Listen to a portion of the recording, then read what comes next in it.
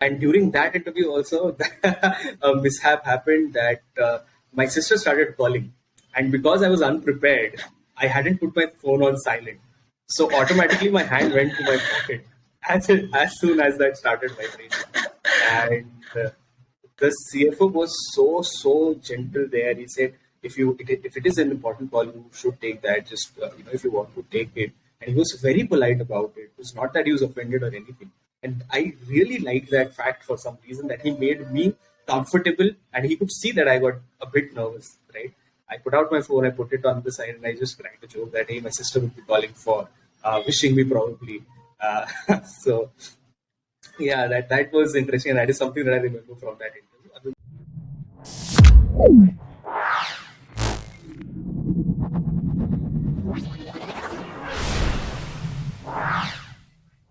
How was your overall experience at St. Xavier's College, Kolkata, and how did you initially develop interest towards CA? That's an interesting one. That's a two-part answer here. My interest in CA actually developed from my absolute love for understanding businesses. So my father is a trader, stock was a stockbroker for quite some time, and that's where my interest also peaked in the capital markets. And I was just googling on who are the top investors in the country, individual investors in the country, and it came out as Rakesh Junjwala, Vijay Kedia, all of these folks. And I just started looking at them, doing a deep dive in terms of what is their degree, right? What have they studied? And I figured that most of these best investors out there were chartered accountants. So I thought that pursuing CA would actually make me a better investor. So that was my motivation to start off with CA. St. Xavier's has another story. So my mom had tried to get me admitted into Xavier's when I was a kid, but for some reason I did not qualify. I did not pass through. And after 10th, again, when I came back from Jaipur in class 11 to Kolkata, and I tried again, but they said that the registrations were closed. So it was more of that ye to karna hai, yahan to jaake rehna hai. So it was that kind of a thing. And for commerce, if you're in Calcutta, there's nothing better than Xavier's. It is one of the premier institutes across the country. And I did not want to change my base location because I was also doing CA. So not wanting to include a lot of variables in what I was doing. So that was a safer choice, Xavier's. And the experience was amazing at Xavier's. They make you wake up at 4 in the morning, and you have to go to college, attend the college every day, and that just builds the discipline there, right? So that is something that I learned there. Yeah, my younger brother is also currently studying in St. Xavier's, Kolkata, and he always complains that he has to wake up around 4 to 5 o'clock just to go in the morning batch.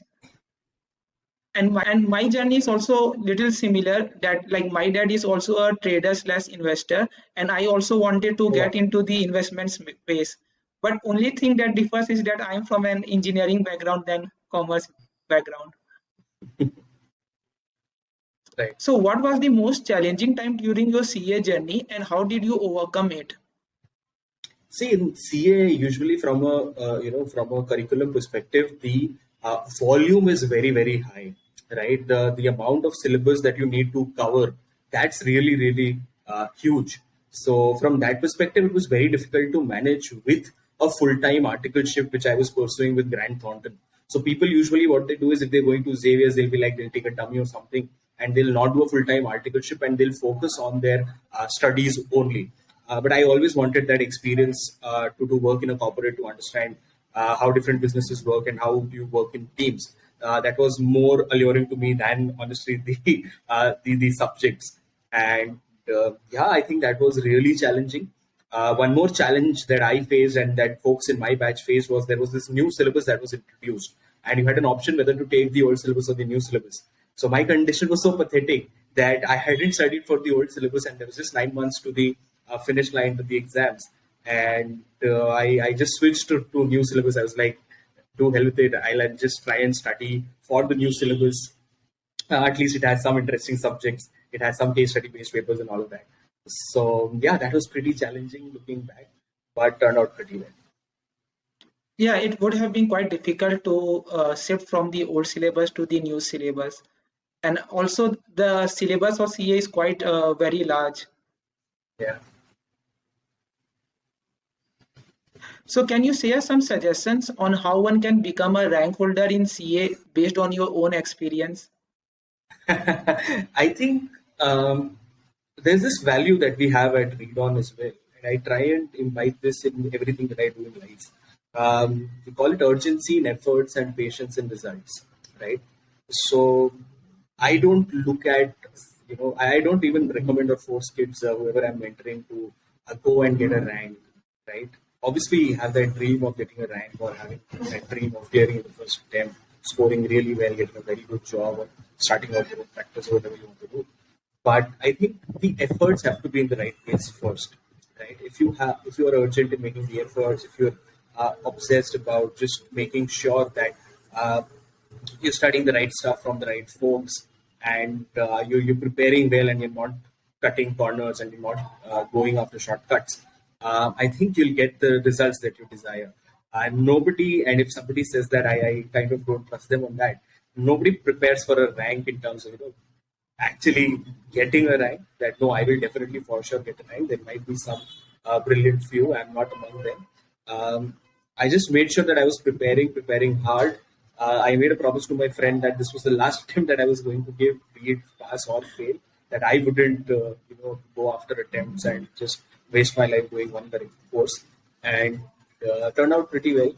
The efforts were in the right place, paid off. There's a luck factor also involved. You study 70% of the syllabus, 80% of the paper comes from that 70%. So luck also favors you sometimes. So a mixture of luck and preparation, I think, got me through. Yeah, we can only like give our best for the preparation of any particular exam, and rest we Absolutely. can just wait for the result. Absolutely. So, what was the interview process at Grant Thornton, and what was your biggest learning from there? Oh, superb. I think not a lot of people have dived deeper into my Grant Thornton experience. So at Grant Thornton, basically, there were a couple of rounds. There was a written round and there was an interview round. So my first round was with the director Ramya there, and it was kind of intimidating for a 19, 18-year-old to sit in a formal interview wearing formals and everything. And my heart was racing. I still remember I had put my hand on the table and I had a watch and it just banged on the table. So I still have that vivid memory of that happening. I was like, shit, ye kya kiya? But it went well. They were very considerate in terms of the questions that they were asking. They were asking a lot of interesting technical questions, which I tried to answer. Whenever I couldn't answer, I was very upfront and I told them that, hey, I do not know the answer. But if you give me the provision, I'll definitely read it and explain it to you. I can study and implement, but I'm bad at memory. So they respected that. And the second round of interview, I remember one question there where they asked me about who's your idol or who you look up to, and I said Batman for some reason, and that was also super interesting. And the the Batman answer actually made the partner remember me. So that was interesting, and I genuinely felt I was not prepared for that question, honestly. And I genuinely felt that yes, I look up to you. That is a superhero that's self-made, and I want to be like that. That I be a self-made superhero. Though I do not have the kind of bank balance that he had to start off with. But yeah, that was interesting. Yeah, the Batman experience is certainly really amazing, and the partners would have remembered it for long many years. So, Absolutely, I what think they was still remember. yeah? So, what was the interview process at Swiggy, and how was your work role there?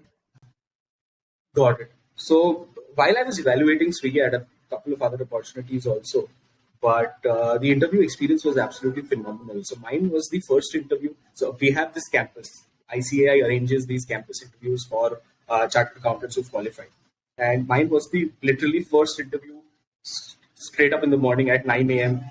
When I was just having my breakfast. I wasn't even prepared because they said they would start at 9:30, and time वगैरह ऐसे झूली हुई थी.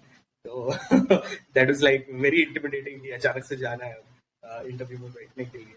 And the interview was really well. We had one round of conversation, and the CFO was asking some technical questions, some questions about the mindset of a person who would be joining in. And I realized from the questions that he was asking me that they want somebody strategic, they want somebody from a consulting background who can deal with people, and that was my strong suit. So I could relate to that profile. Plus, it was a consulting kind of a role within a startup, which is the best of both worlds.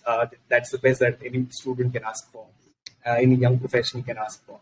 So yeah, and during that interview also, a mishap happened that my sister started calling, and because I was unprepared, I hadn't put my phone on silent.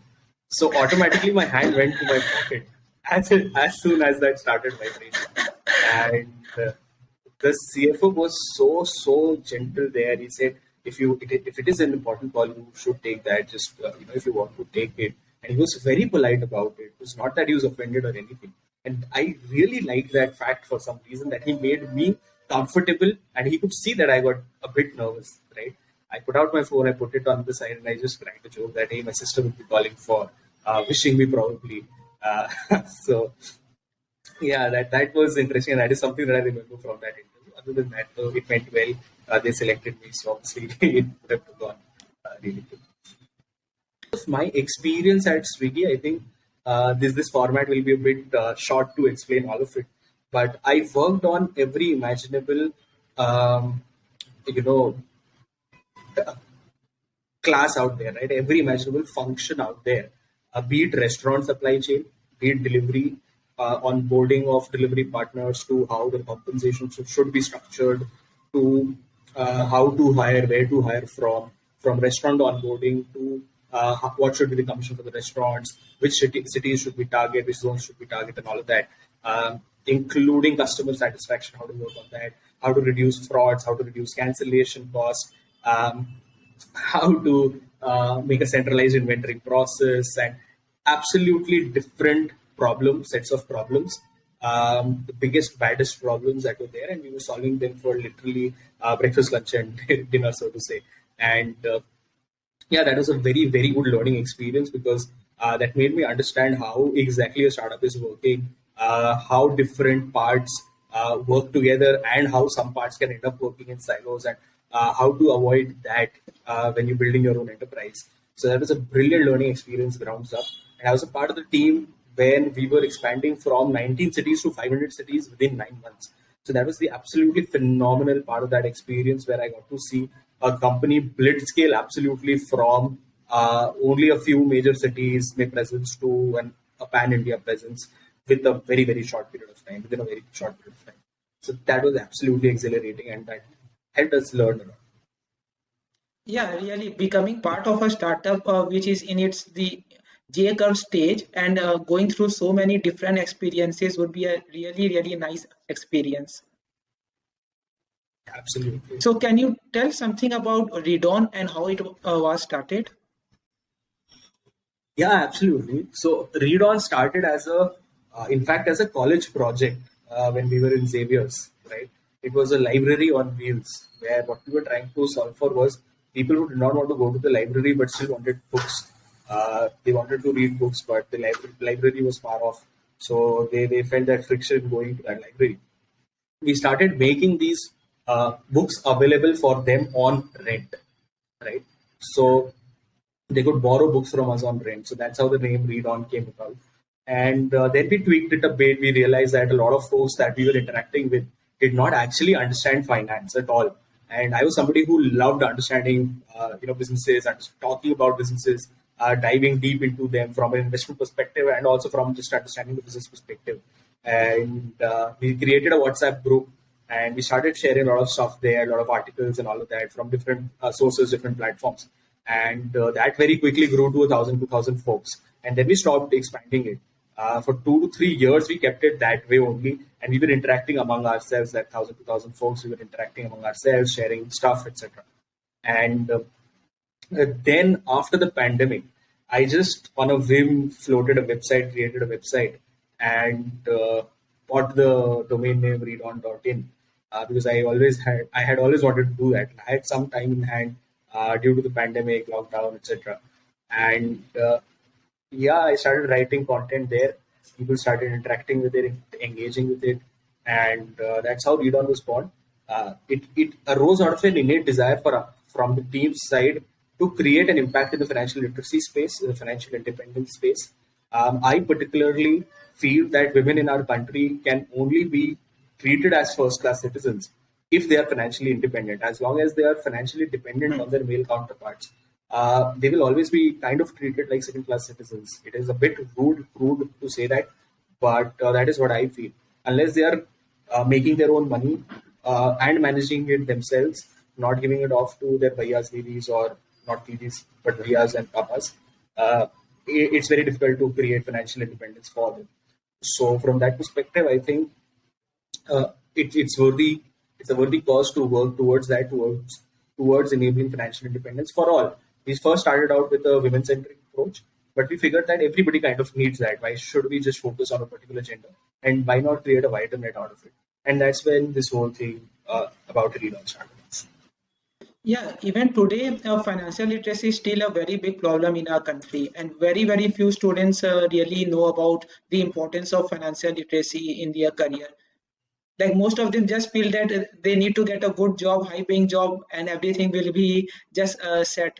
But like managing the finances and taking different investment decisions is really very important.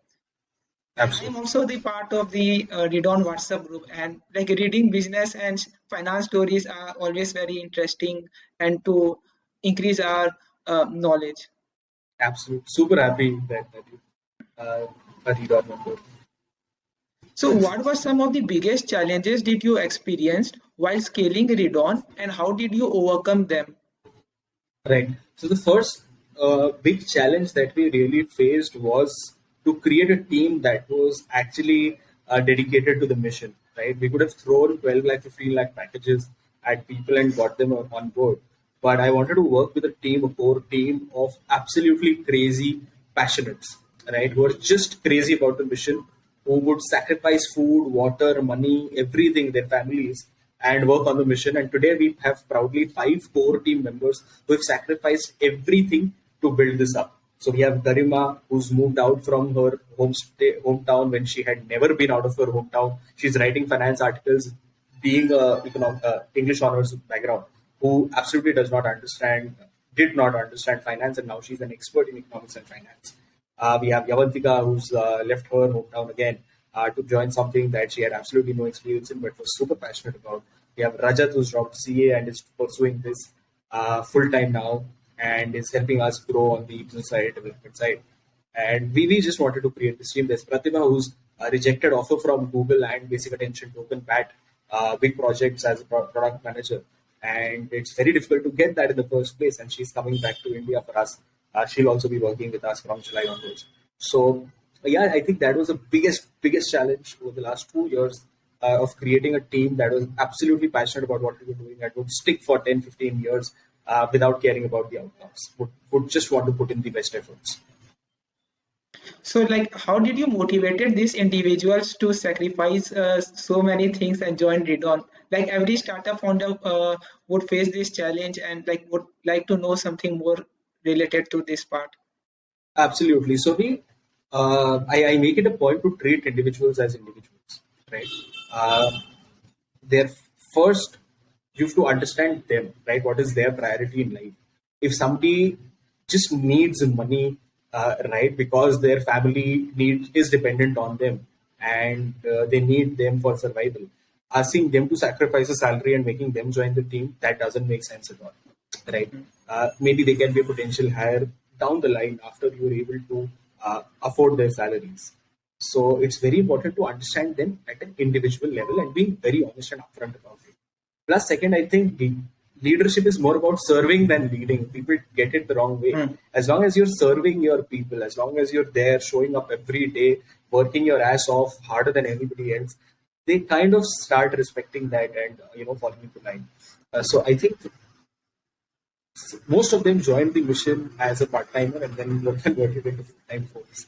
And I think they saw that spark in the team, the obsession with which we work, and they liked it and they stayed. But you will have to quiz them and ask them on why they chose to stay. So, according to you, how a new content creator can build a good loyal community similar to ReadOn? See, the how do you build loyalty, right? You just have to make sure that you're somebody who can be trusted, who is trustworthy, right? And how do you build that trust? You build that trust by making small promises and keeping them. That's the easiest way to create trust. So we promised our readers absolute jargon-free content every day in the morning, 6 days a week, and we've been delivering on that basic promise. And then you start building on that promise, and then start interacting with your users and trying to figure out what is it that they need, what is it that they want, excuse me, and how can you serve them in the best way possible. If you have that mentality of servitude and making sure that you're talking to your users and figuring out how to solve problems for them absolutely without any inhibitions, and not thinking about the cost of doing that when somebody genuinely needs help, that's how you build trust and friendships, and that's how you build loyalty in a community. It cannot happen by getting somebody to pay 15,000 rupees a year. It will happen by just picking up the phone and calling them and asking them, hey, you were investing here, the markets are down right now, what happened to your investment, do you need any help? That makes much more impact than just pushing stuff to them or just trying to make money out of them. Yeah, completely agree. Building trust among the viewers and delivering them whatever we have promised leads to building a good large community. So, how does ReadOn team choose the topics for their next post? Yeah, that's a good question. I am not a part anymore of the content picking process. So the best people to answer this would be my teammates. But we've created a process out of it. So what happens is we've divided our operations into news mining, deep diving, and content writing, right? So news miners go out there and mine for news. Okay, what's going around? What is happening? Right? What is the latest stuff that's happening? They read a lot of newspapers. I think we read almost all the important newspapers that come out: Business Standard, Business Line, Economic Times, Mint, Financial Express, Financial Times, Economist, and all of these sources. And they just try and figure out what is the most interesting, and what is in fact very difficult to understand as well for a layperson, and how can we just de-jargonify and make it simpler. So that is the approach that we take. And then once the news gets picked, the deep divers get involved and they dive deeper into that subject. They figure out different storylines from that. They give that to the content writer, and then the content writer kind of marries everything together and creates that beautiful piece that you see at the end of the day. And then we have graphic designers who do the graphics on it. Then we have podcasters who record the podcast. So from 5 a.m. in the morning to 10 p.m. in the night, this is the process that runs with different people being involved at different stages. Yeah, it looks like a very scientific and a proper dedicated process. Yeah. So, how is ReadOn different than other similar companies who are also trying to simplify the business and finance space? Right. So where we try and differentiate is being staying core to our proposition of these are unifying business and finance news, and the fact that we can do that the fastest at a pace that nobody else has been able to match till date. When we started off, we were very slow.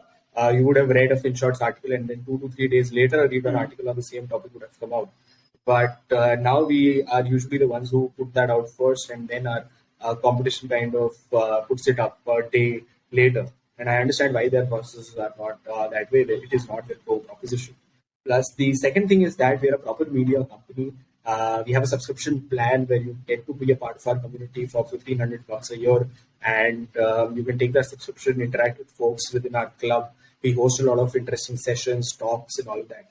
And that's how we've differentiated with our competition. Plus, we want to create financial products now that are of our own, and we want to make them available for our reader base, user base. These can be investment products, alternative investment products, which you will see something would come out very, very soon. I can't give out a lot of details there.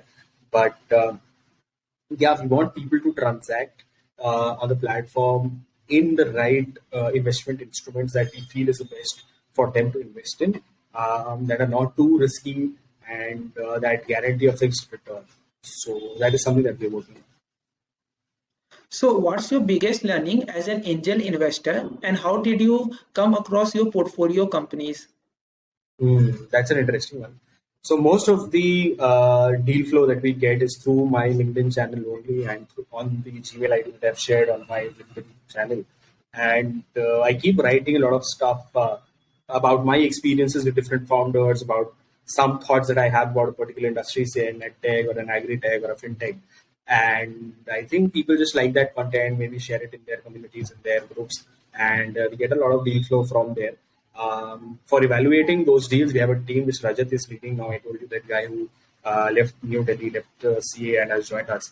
And he's leading that charter and he's evaluating those deals for us. And yep, the deal flow has been pretty good. I want that to increase a bit more. I want more food tech folks to come out. And because of my experience with Swiggy as well, they reach out. But I want a better process there. It's not as smooth as that process of ReadOn is, like spanning deep and all that, right?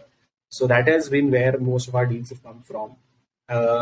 And learning as an angel investor has been that sometimes the even if the founders are brilliant and the market looked very right, some things can change drastically in the market to make that product a bit unviable for that period of time. And if the founders can't find out a way to have a longer runway, then that enterprise is bound to fail. And I'm working very closely with a brand. I do not want to name them, but we're trying to extend their runway as much as possible, because that is a product that I absolutely believe in, that will absolutely change the landscape of that industry in specific city, and they are the leaders worldwide in what they're doing. Plus, the kind of connects that they've made is absolutely phenomenal. But yeah, the biggest learning there has been that sometimes the market changes very quickly. So, for example, something as small as a semiconductor chip that was costing $12,000 when we had thought of investing, when we had actually invested also, is now costing 36,000, right? So the unit economics have absolutely gone further, and there is no replacement for that particular chip. So that is making the model a bit unviable. But let's see, let's hope that things will settle down and they'll figure out a way to extend that. Yeah, the angel investing space is really very amazing, and like being connected to the markets, to the founders are like great learning experience.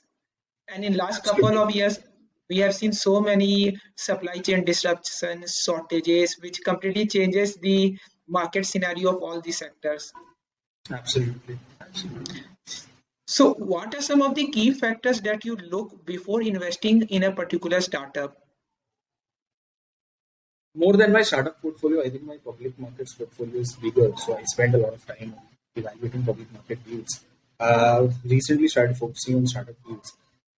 My focus usually is on entrepreneurs who want to take their business, who have sensible, business propositions. They do not want to dominate the world on the first day. They have that humility of knowing that the market knows best, and that they will create whatever product that they feel is the best and will float out in the market, and we'll see what the customers have to tell. I love founders who say a lot of no whenever I say that, hey, you can do this, hey, you can do that. I love it when they say no in a pitch call. Like, no, I don't want to do that. I want to focus on this. I want to focus on this. So that gives a lot of conviction to me as an investor. And in terms of the typical things, right? The team, the TAM, how big is the market, whether the team is the right team to execute that or not. Do they have the kind of relevant experience, expertise, hunger in them? Are they people who are very safe in where they are in their life, right? Or are they very, very hungry to achieve something? Because that's when you create a lot of value for everybody in the ecosystem. And whether they are just obsessed about the problem day and night, they're just thinking about the problem and how to solve that. If I see these traits more often than not, I'll end up investing in the brand. Um, but we do have a very strong due diligence process where Rajat takes care of that side of things, which is the non-emotional side of things, as I call it. These are more of emotional side of things, where how the founder is connected to their product and how much do they love their baby. And there is a very financial, fundamental side of the things, which Rajat takes care of. He dives very deep into the business model, the financial model, tries to uncover all of these skeletons that are there in the financial model, and comes up with a, if it is something fixable, which we can also fix, right, in the model, then it's all right. We can just tell the founder. But if we see that no, this is just a stupid model to go out in the market with, we just say no. So That's how we do our evaluation. Yeah, it's a really nice checklist for finding some good startups in India. So, can you share some resources which were helpful to you to develop your finance and business understanding? Yeah, absolutely. I think reading a newspaper every day, right? There is nothing that can beat reading a newspaper every day, a business newspaper every day. Uh, I like Business Line a lot these days. I've just started reading Business Line like a year back, and I have been enjoying that really a lot. Uh, Business Standard is there, Economic Times is there, Live Mint is there. We get all of those people. I think we get all of that here delivered in our office as well. And I make sure that I read the physical papers still, so that I can do the Hmm. colas and I can write and scribble along the lines and all that. I can interact with what I'm reading. So I think that helps a lot, and that is number one. Reading a lot of stuff about the space, right? And these days there's a lot of different material that's available out there. ReadOn is there, obviously. That's jargonifying this and making it simpler because reading that can be overwhelming for a person who's not from finance business background. FinShots is there, a junior VC is there. There are a lot of very good YouTube channels like Think School is there, right? All of these resources can be leveraged and used to study more about business and finance. But I usually recommend sticking to at least one source that you will definitely read every day, like read on from our perspective, right? Whenever we've interacted with users who have read on article for the last 1 year every day, their understanding about businesses and the way they're talking to us has changed drastically, right? So we've seen that change come in, right, at an interpersonal level also. So I think sticking to one platform, be it any platform, I'm not being biased about just read on, but any one platform, that really helps a lot. Plus augmenting that learning with other different platforms. That will help you increase your business understanding really, really well. Yeah, consistency and compounding works really wonders in the long run. Absolutely. So, any last message that you would like to give to all our viewers who wanted to get into the content creation or entrepreneurship field? Superb, yeah. So, as a content creator or as an entrepreneur, right, what you will have to understand that sometimes it clicks very quickly, and sometimes it takes a lot of time to click, and sometimes it never clicks, right? So, you have to understand very, very uh, deeply of what you're trying to do and whether that is something that you want to do for a longer period of time, right? So I keep telling students also who are just on the edge of becoming an entrepreneur or a creator that at least try out whatever you're trying to do for 3 months. Give yourself 90 to 100 days to execute that one idea and one idea only. The problem with people who get a lot of good ideas and who can actually create very good businesses, are entrepreneurial, look at problems in the right way, or are creators, they look at a lot of things that are happening around, right? And they think, यार ये भी कर लेते हैं, ये भी कर लेते हैं, ये भी कर लेते हैं. Usually it's better to stick with that one idea for a period of time. If it doesn't work out, or if you're not enjoying it, right, or if you figure out that no, this is something that I cannot do for a longer period of time because this cannot scale, then move on to something else. Usually 90 to 180 days is a period of time that you have to give to one idea. So I keep telling every student entrepreneur or content creator, young content creator that I come across is करके दे 30 90 days at least, 3 months at least, and that's after that decide whether you want to continue this or not. Yeah, that's a really nice advice. Like I think there is a popular quote that जो 10 चीज एक साथ करता है वो असली में एक भी चीज नहीं कर रहा है. So I think this applies really well related to all the career fields. Absolutely. Thank you, Santanu, for taking out time to share your experience. I hope that it would be really helpful to a lot of these students. Thank you. Thanks, Madhu. Thanks a lot. I really enjoyed this conversation. Thanks for inviting me. Really.